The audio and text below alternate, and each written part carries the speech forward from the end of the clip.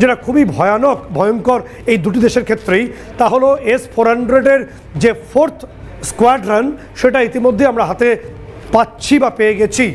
অর্থাৎ আমাদের ইতিমধ্যেই 3টে স্কোয়াড্রন চলে এসছে। তার মধ্যে একটা শিলিগুড়ি করিডোরে আছে, একটা পাঠানকোটে আছে, একটা আমাদের ওয়েস্টার্ন পার্টে আছে।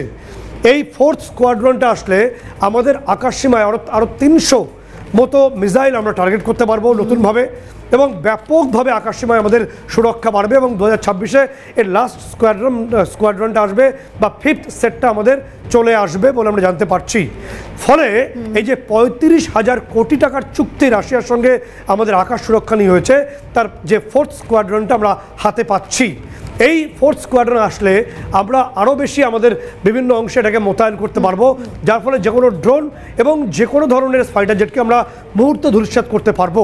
এই সমস্ত ছবি অর্থাৎ স্টেলথ ফাইটার, S-400 নতুন স্কোয়াড্রন, এবং আরও একটি বিষয় খুব গুরুত্বপূর্ণ, তা হলো ওমকা। ওমকাটা কি? ওমকা হলো যে তোমার অপশনালি আনম্যান্ড যে নির্দিষ্ট হবে যে আমাদের এয়ারক্রাফট, সেটাই হলো ওমকা। এটাতে আগামী ভবিষ্যতের যুদ্ধ যেটা হবে তা আনম্যান্ড এয়ারক্রাফট দিয়ে হবে।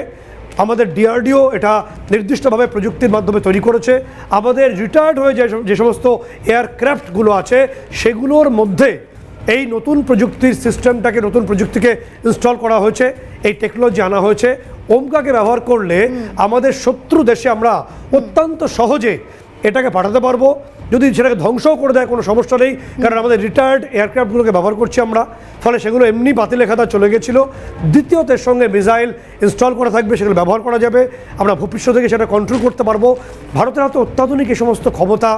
প্রধানমন্ত্রী নরেন্দ্র মোদী সরাসরি ট্রাম্পের সঙ্গে আলোচনা করে একাধিক গুরুত্বপূর্ণ সিদ্ধান্তে আসা, এই সমস্ত কিছু সিঁদুরে মেঘ তৈরি করেছে দুই প্রতিবেশীর ঘন আকাশে বলে একটা বড় অংশ মনে করছে।